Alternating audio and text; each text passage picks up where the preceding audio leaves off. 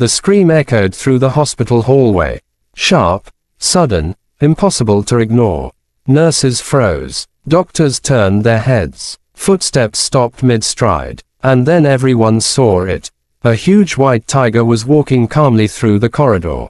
Not running, not roaring, just walking, as if it belonged there. At the far end of the hall stood a young woman. She did not scream. She did not move. Her hands were clenched. Her eyes were full, but dry. She had already cried all her tears long before this moment. Her name was Elena. She had been sitting beside her younger brother's hospital bed for 3 nights. 3 nights of machines beeping. 3 nights of whispered promises. 3 nights of silent fear. Her brother, Max, was only 12.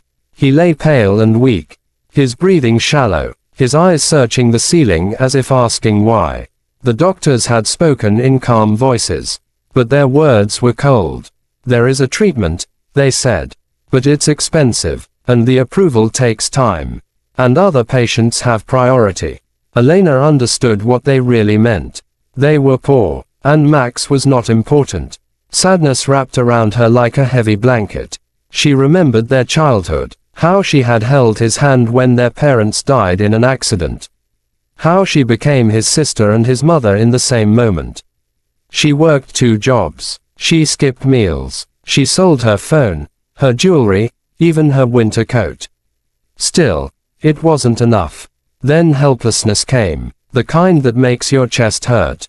The kind that makes you feel small in a world ruled by money and power. One evening, she overheard 2 doctors talking quietly near the elevator. The director approved a private wing renovation, one said. Millions, the other replied. Meanwhile, kids like that one wait.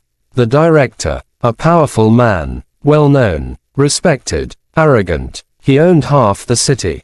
Businesses, foundations, and this hospital. Elena tried to speak to him. She waited outside his office. She begged his assistant. She wrote letters. She was ignored. That night, Max's condition worsened. Elena sat by his bed, holding his thin hand. Her voice was calm, but inside, something was breaking. "I'll fix this," she whispered. "I promise." Hope arrived in an unexpected way. Years ago, Elena had worked briefly at a wildlife reserve. Cleaning cages, preparing food. She had met a white tiger there. The tiger was enormous, silent, old scars on his body. His name was Arjun. He had once belonged to the hospital director. A symbol of power, a luxury pet, until he became inconvenient. Arjun was abandoned, left to die, saved only because the reserve took him in. The director never looked back. Elena remembered something else too. The director had a secret the city didn't know. Years ago, his young son had been saved by an experimental treatment. A treatment developed using rare biological material. From a white tiger, the same tiger, Arjun. Without that research, his son would have died. Elena didn't rush. She didn't shout. She waited. Patience grew in her like quiet fire. She contacted the reserve. She told them everything. They hesitated. But the truth has weight. And Arjun was restless. On the 4th morning, the hospital doors opened automatically. People thought they were imagining things. A massive white shape stepped inside. The tiger's paws made soft sounds on the polished floor. His eyes were calm, focused. Security guards froze. Their hands trembled. No one dared move. Doctors backed away, faces pale. The tiger walked straight down the hallway, toward the director's private floor. Alarms finally sounded, but it was too late. The director stepped out of his office, angry and confused. Then he saw Arjun. The color drained from his face.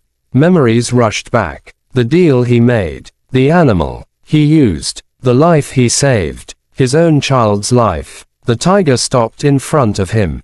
Did not roar. Did not attack. Just looked. Elena stepped forward. Her voice was steady. "You remember him," she said.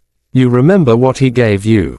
People gathered. Phones came out. Whispers spread. "My brother is dying," Elena continued. "You denied him the same chance." The director tried to speak. Tried to command. tried to control the moment. But his power was useless now. The tiger turned slightly, revealing old scars, surgical marks. Gasps filled the hallway. The truth was visible. Justice arrived not with violence, but with exposure. Within hours, everything changed. The treatment was approved. The best doctors were assigned. Max was moved to intensive care. The director resigned by evening. The story spread across the city, across the country, not about a wild animal attack, but about a silent girl, a dying boy, and a forgotten tiger. Days passed. Max slowly opened his eyes. His breathing steadied. His hand squeezed Elena's. She smiled through tears. Arjun was returned safely to the reserve. Protected now. Honored. Elena visited him once more. She stood quietly by the fence. The tiger looked at her, then turned away. His job done. Justice had come. Not loudly, not cruelly, but firmly. And for Elena, for Max, that was enough.